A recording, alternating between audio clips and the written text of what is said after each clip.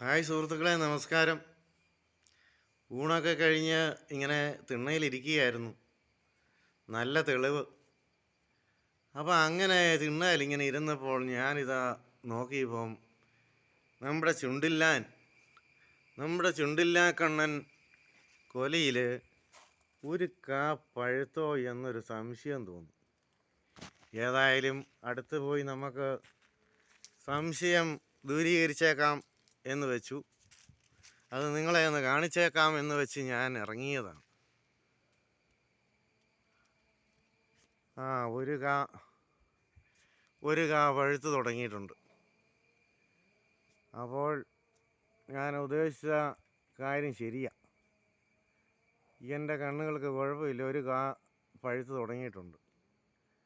അപ്പോൾ ഇത് വെട്ടി വെച്ചാൽ പുട്ടും ഉണ്ടാക്കി, പുട്ടിൻ്റെ കൂട്ടത്തിൽ ഇത് കുഴച്ചാൽ വളരെ മധുരമുള്ള നല്ല പഴമാണ് ചുണ്ടില്ലാക്കണ്ണൻ. അപ്പോൾ പുട്ടും ഉണ്ടാക്കി ഇതിനെ കുഴച്ച് ഞമ്മെന്ന് കഴിക്കാൻ പറ്റും. അപ്പോൾ സുഹൃത്തുക്കളെ, ഓക്കെ ശുഭദിനം.